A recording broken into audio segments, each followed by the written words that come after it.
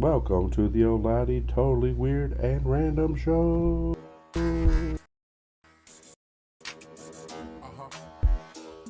Welcome to the old Laddie channel. This is Nick. I'm your guide to uh, I'm your guide to this show. This is the Totally Weird and Random Show. Typically, we do things all kind of music and movies and TV shows, celebrity news, all kinds of trailers and stuff like that. In this show, we'll be doing anything weird and wacky and anything that I think is fun. Uh, Sometimes we'll hit up movies. Sometimes we'll hit up music stuff. Sometimes we'll just hit up politics or anything else we can think of. Uh, in this particular show, we'll be looking at last week's Acolyte episode 7. We'll be looking at Dune, um, part 2, because I had an opportunity to watch that while I was sick with COVID for the sixth time. Um, we'll be taking a look at um, the new Agatha trailer, which apparently they're doing that as a show, and then we'll take a look at last night's President Joe Biden's press conference, and apparently there may be some fallout from that. Now, granted, this is not a political channel.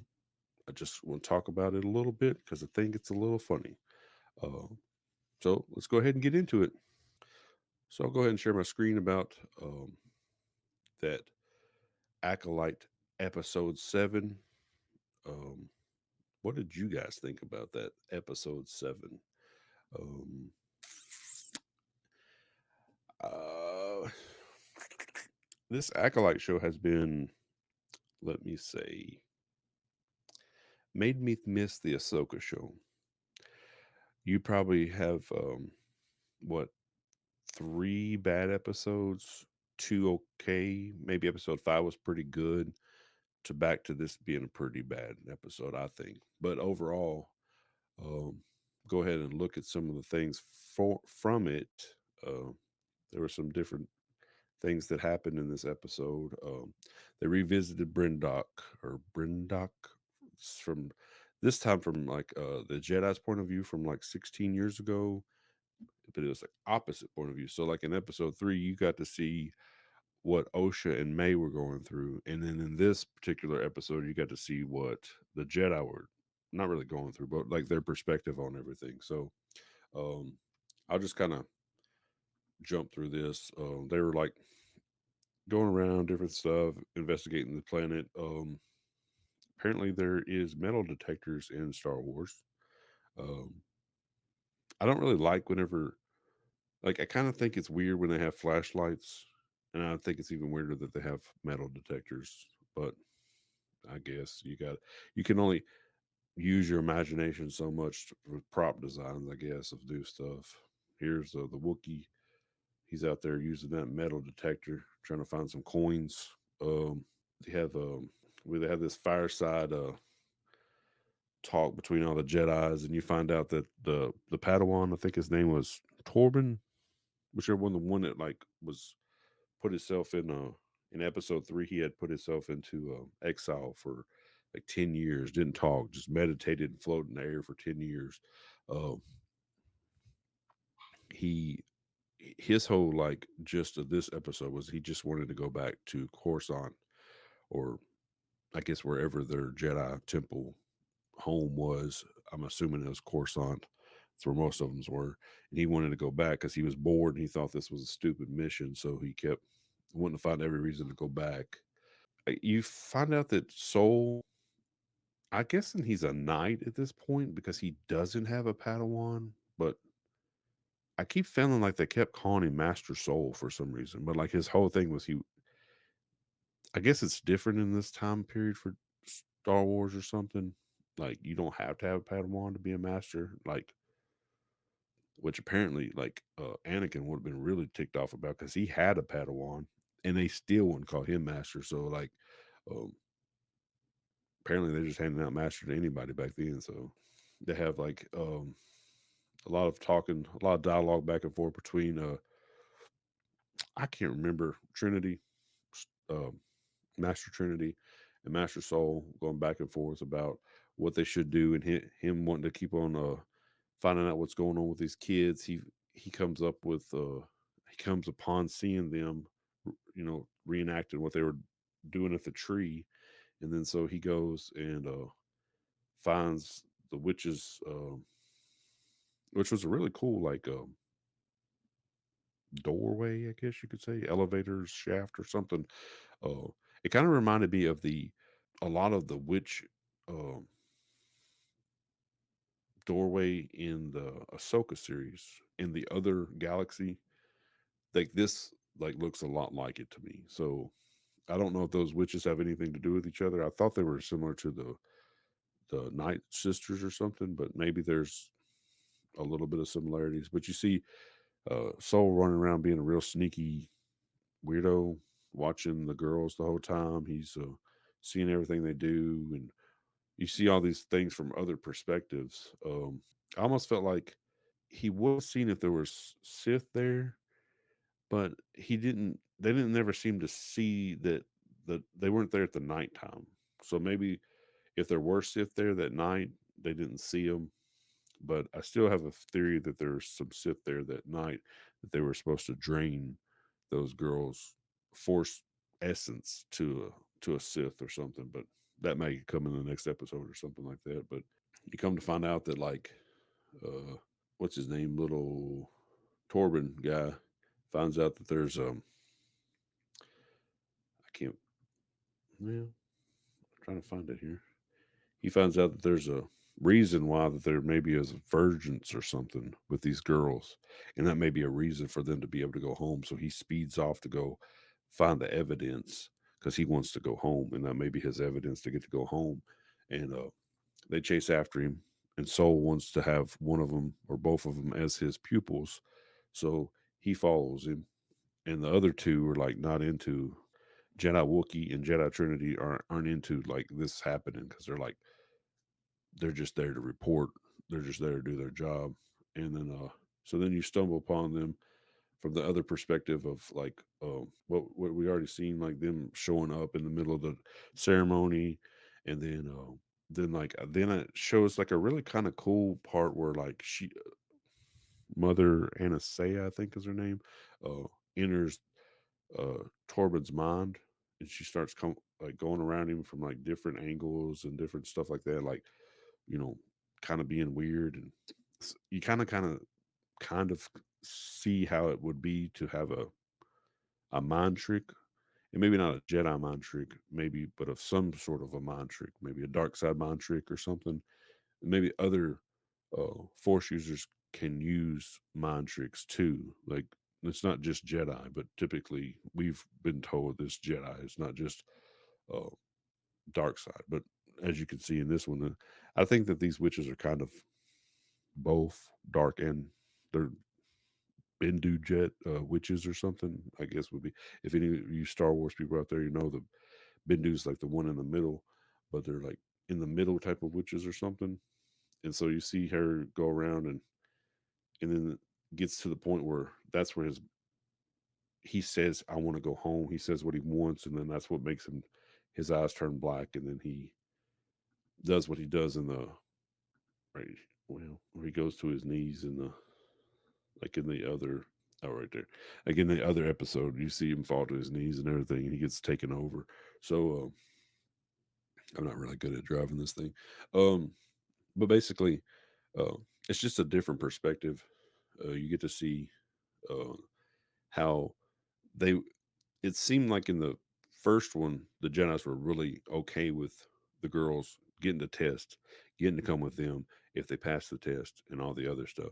And then you see there's more like confrontation between the Jedi's, especially the two Master Jedi's that like they really didn't want the girls. They were, one was like she's too old, and the other one was like, well, I need her to be my Padawan. I feel that she should be my Padawan. And the other one's like, I think you're misinterpreting. Like right here, to have this talk, what you want from what the force needs to have happen. And that's what she tries to explain to Soul right here, that you're forcing it to happen. It's not the what's actually supposed to happen. And I thought that was pretty good. Uh, Kind of for the first time in the whole series, the writing was a little bit better. It just kind of was a little late in the game for the show, if that makes sense. Then you go back through the girl showing up, them having to go through the tests, and I think this is May right here, and she's like um, fails the test, and yeah, I think it's May because she has the I think she has the thing on her. Maybe OSHA. I'm not sure. They're kind of identical twins, so it's really hard to tell. And so then OSHA goes through it, I think, and I think that Jedi Trinity's still like, no, she doesn't need to pass, and they have this back and forth between them, and she's really not wanting them to take either one of the girls, but still do in the end. But the Padawan Turban, whatever his name is, finds out about their high M count, which they always call it Mandalorian, not Mandalorian, Metachlorian count was really high, and it they might be a Force Virgins, which is what I think Qui Gon considers Anakin in Episode One, I believe. So they think that they might be a Virgins in the Force because their M count is so high. So then he takes off. So he has a somewhere in here. He takes off on a speeder, and then Soul chases after him so that he can go get one of these girls so that he has a chance to go home. That's what Turban thinks he can do. Soul chases after him. This time in the Coven, uh, Mother Anastasis told Osha, "I'm okay with you leaving and going with the Jedi if that's what you want." And of course, that's just pretty much what a scene from Episode 3. Uh, but then you find out that May never wanted to start the fire; that it was the other mother. I can't remember her name. This lady uh, told her to go start. She said, "If you don't want her to go, you need to stop her." She pretty much, she did all this like scared her and made her go up there and start the fire. So then she went up there and set the fire. Which there you go. She goes up there. She sets the fire. I could drive better. Here we go. And she sets the fire outside of her room, like we already saw in Episode 3, which still didn't explain how that fire took over a whole entire uh, mountainside, but we'll get past that. So then the witches go out and they meet the Jedi when the Jedi get there and basically say, you guys aren't welcome here, and you know, you're trying to, force the issue. We're. I think the one mother is like, we like the Marion was like, we're not wanting you to be here, and the other mother's like, I've already accepted the one child to go. So like they're kind of like at crossroads, but they kind of don't want the Jedi to just show up and like take them. So they were not very happy about that situation. So then it comes down to like a kind of a fight back and forth or some words, and then like ends up there's this one really weird scene where like yeah, here it is right here, where she's like turning into a reminded me kind of like if you watch this Ahsoka series when they had that Inquisitor that was bewitched Merrick or whatever that turned into like a fart or whatever. I guess it's the bewitching of the spirit or whatever was released, but it's like she's been able to release her essence, and I think that she's trying to like make her essence go into May because May's there. And if you see, if I can, like right there, you can see her essence is trying to leave, and like somewhere in there, it's trying to take off, and it's trying to go to May. Like it's almost like she's trying to get her essence to go over and go into May to get out. Because I don't think that like that mother is a fighter. I think the other mother is like maybe trained to fight. I think she could probably do some telekinesis or something, push some people around, but I don't think she's a fighter. So she was trying to get out of the situation, and then I guess Soul panicked and he stabbed her with his lightsaber, and she didn't totally move, so uh, it was able to it killed her, and then there's a fight between it's Mother Coral is this the Dathmarian mother, So they fight, and then she ends up, you know, doing the same trick, but I think she just takes off, kind of like just leaves the situation. Then all the other witches, they overtake and take the mind of Darth Wookiee. Not Darth Wookiee, Jedi Wookiee. I said Darth Wookiee. And that's a pretty cool shot though, I would say. Um and then so then there's this big fight scene between Soul and um which this part was pretty cool. And the Padawan, crybaby Padawan that wants to go home. And they all fight for a little while. And then it takes she says, well, all the witches are bewitched.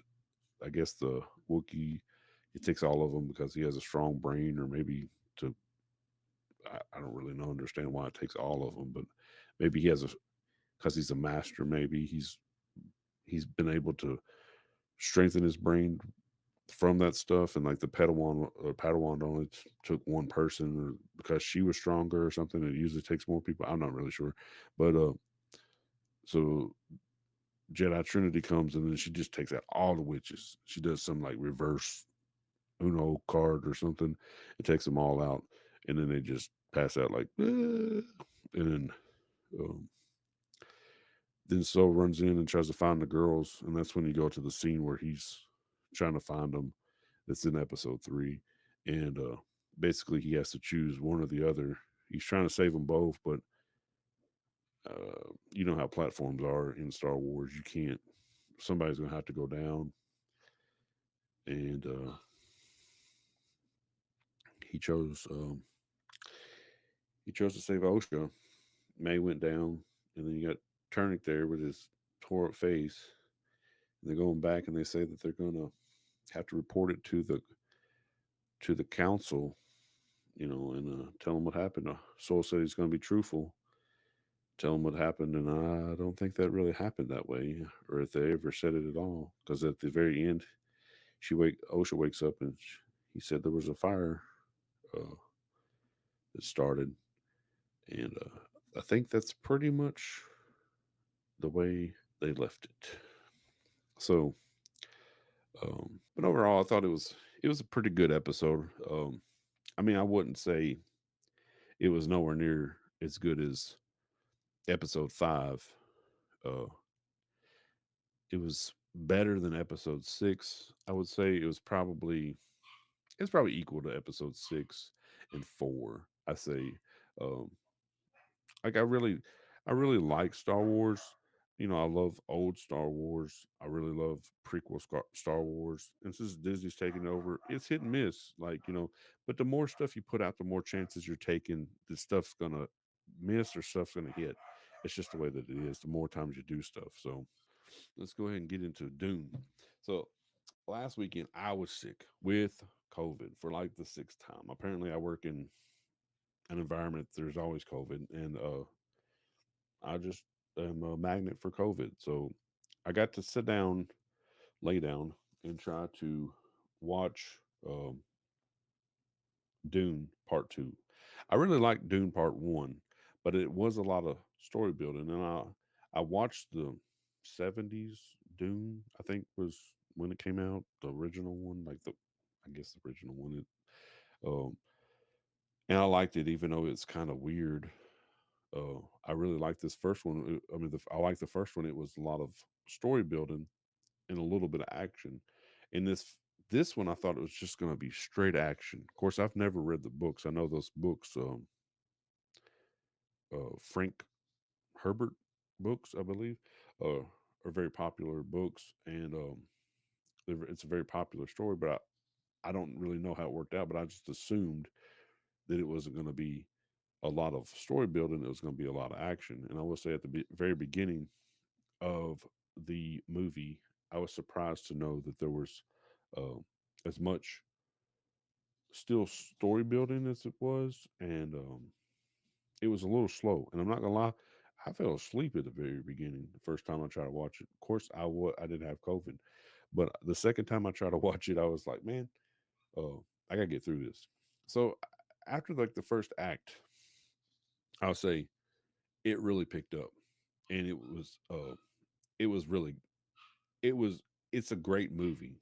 I know what I just said sounded like I wasn't saying it was a great movie, but it was still building on getting you into the new situation. So, as I was saying, sorry about that. My dogs are going crazy. Maybe they're calmed down now. So, had watched the original Dune. I've watched Dune 1, and I really liked it. And now I've watched Dune 2.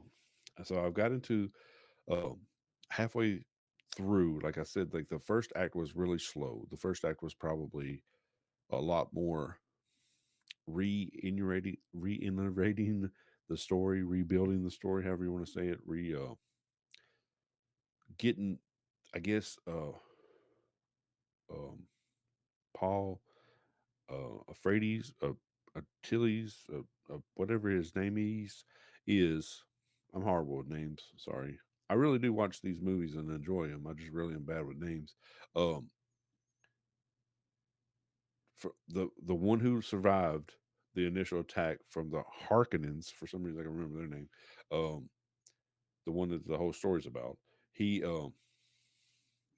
it showed him and his mom uh get in with the Freedmans. So you have a lot of that setup. It was kind of slow. It showed him trying to get in their culture and try to understand how they worked and try to um, become a little bit better at being person of the desert, I guess. How they do things, get them to respect him.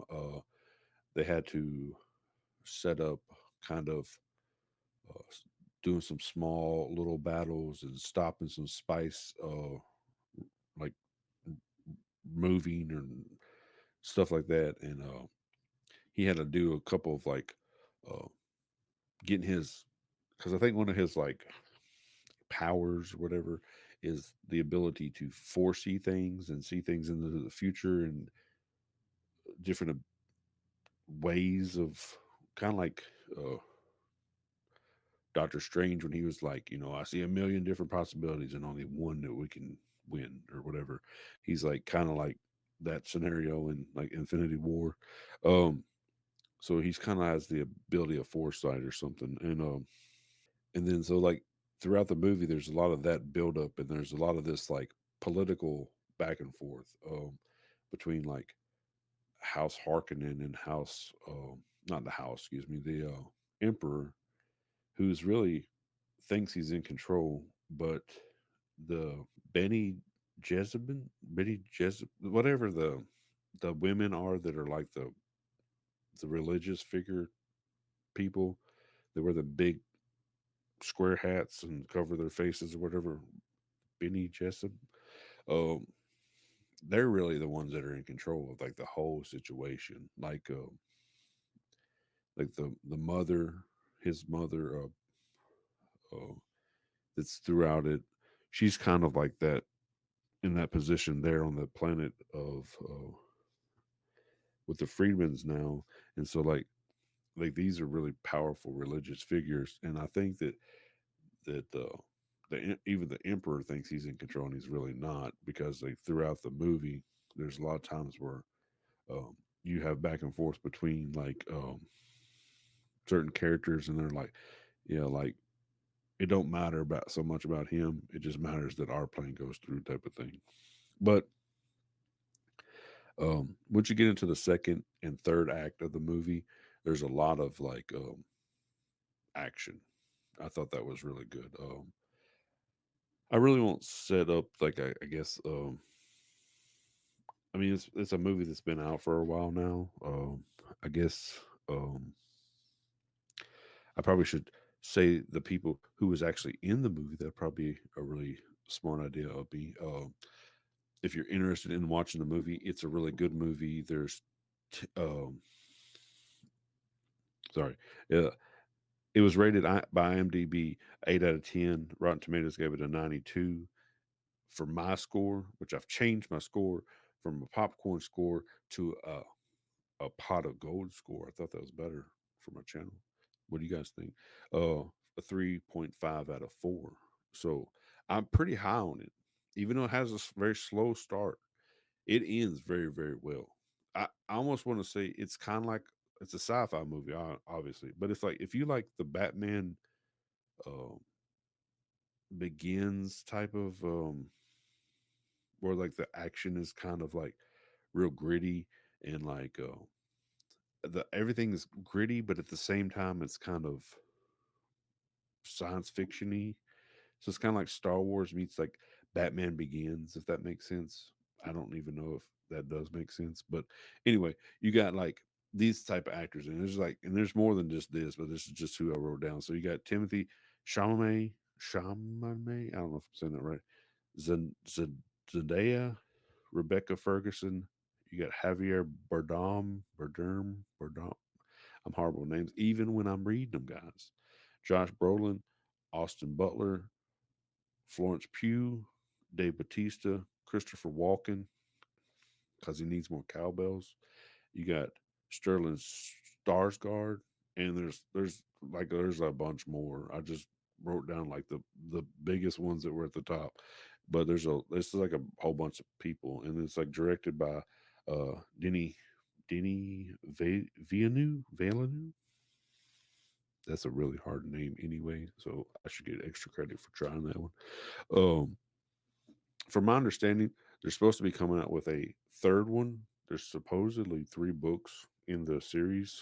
Uh, I do think that from everything that I looked up earlier, because I did some research today, that the third book is a little bit, and I like I said before, I don't read no books. I don't have no education in that way of reading very well. So if I do any books, it's audible books. But supposedly people who do read these books, there's the book in and of itself has a little bit of let's say criticisms. Some people don't love the third book as much as they love the other two, is what I'm trying to say. So there's some word out there that there may be a little bit of possibilities of a little bit of changes made in the third movie, kind of like the way they do the Game of Thrones series, or like how like they try to go majority with uh, the way that was George Martin, right? The Game of Thrones, the way he wrote it, and then like they'll change up some stuff. So maybe like they're gonna go with the majority of the books, but they'll change up some stuff, like to please the majority of the audiences. So, but they're supposed to be working on that. It's called Dune 3 Messiah, and from my understanding, they're looking at a potential of December 2026 of a release for that movie. So I got one more thing I wanted to watch because I heard it was out, which was uh, it was Agatha. Let me see if I can get this over here. Uh, I didn't like. I'm not gonna lie. I don't even know who Agatha is. I didn't even watch. Uh, what is Vision? Wanda and Vision. Well, I don't even know what the heck the dang show. It had Wanda and Vision in it. Uh, Wanda, the the the witch, red Scarlet Witch. There you go. That's what I said. Red Witch. Uh, and then I guess this was like the main villain that was, or one of the main villains that was in the in the in that show. So I guess for some reason Disney just decides to give anything a green light, and even if it's a good idea or not, they will give it a green light and see if people like it, and then wonder why they don't when they don't. But let's go ahead and see what this about.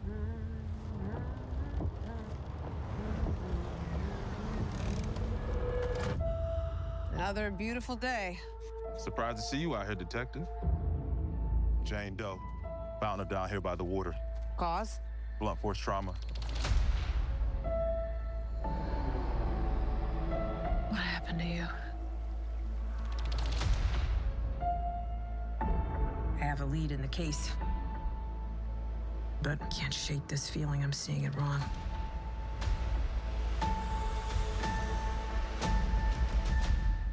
Is this really how you see yourself? That witch is gone, leaving you trapped in her distorted spell. So Wanda's dead? Or she's just seeing it that way?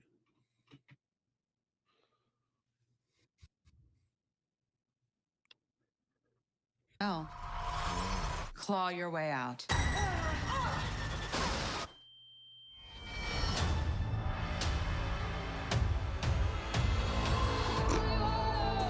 What? I miss the glory days. She took every bit of power I had, but I can beat that witch again. Well, the gang's all here. Let's hit the road. That was a transition right there, I guess. I'm gonna walk the witch's road. The road is a death wish. Join me.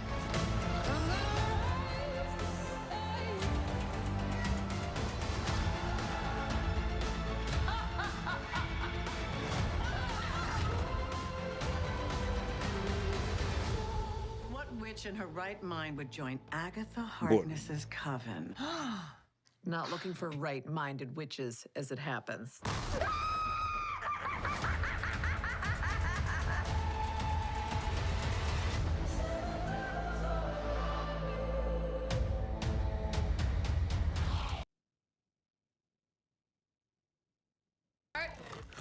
You okay? Oh my God! Whoa! What's she doing? Where's she going?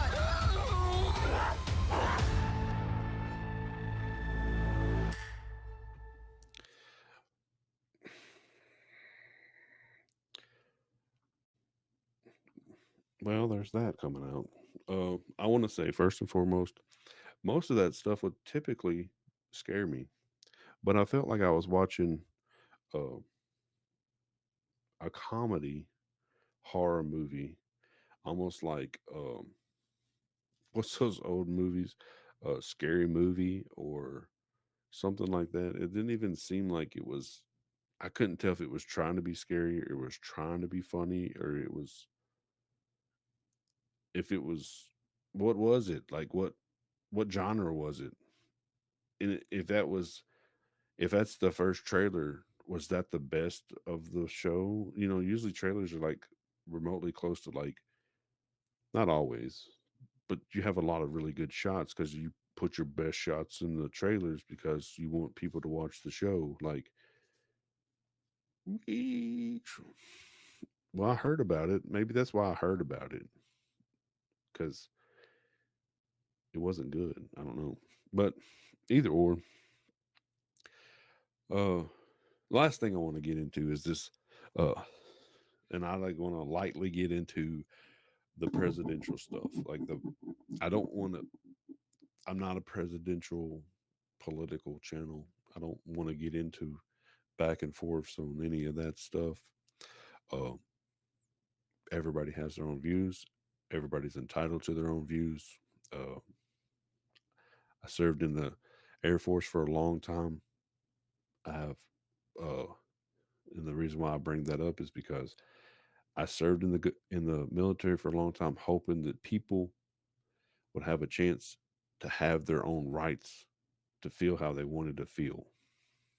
And I don't like when people don't let people feel the way they want to feel. Now, with that said, I thought it was kind of funny that there was the President Biden had his press conference to maybe get back from some of the fumblings he may have possibly had during the debates. Uh, I thought it was a little weird that he just took it upon himself at a NATO conference to possibly uh, be able to use some of the things that he wasn't able to use at set de- debates, like a teleprompter or a setup speech or any of that other stuff, to help him think that he was going to uh, rally his cause. Now, I don't care one way or the other if you like him or you don't like him or whatever. I just thought it was kind of a little bit of a weird tactic. But apparently, the big thing is after I turned it off, like I was going to shoot this video yesterday, but then I heard that was coming on and I wanted to watch it. I guess the big thing was like the questioning and like him calling the Ukrainian President uh, Putin, and some of the questionings he fumbled and stuff like that. That like today, a lot of like the Democrats, and that's I heard it's over like 20 something now. When I saw this earlier, it was like 17 have asked for him to step down, and I think it's really sad that like they're having to do that. I just I just wish that like we just as a people of this country get the best for this country. You know, that's all I really wish. I know that there's a lot of like if you're Democrat, there's things you can make fun of about uh former President Trump. If you're uh vice versa, you can make fun of President Biden. I think it's you can go either direction. But they both put a lot of stuff out there. But hopefully this all gets uh, comes out in the wash and we get the best out of it. Is what I'm hoping. So, um, what do you guys feel about the the political race and the political uh, like situation of what's going on in the country right now? What do you guys think about some of the stuff I talked about? What do you think about Acolyte so far? What do you think about? Have you watched Dune? Do you care anything about Dune? Is sci-fi not your thing? It's like are you more of a rom com type of person? I don't know. I'm not really a rom com person, but what is your thing? Is that not it? Either or. Appreciate you taking this long to watch this video and all my randomness that I just have in the show. This type of show, I just want to sit down and talk about different stuff. Try to, like I said, typically have things to talk about as music and movies and things like that. I use as an outlet for different disease states that I have and things like that. Most of my videos are more typically towards that, but this show is going to become more of just like a random type of thing. Just sit down and talk about different stuff.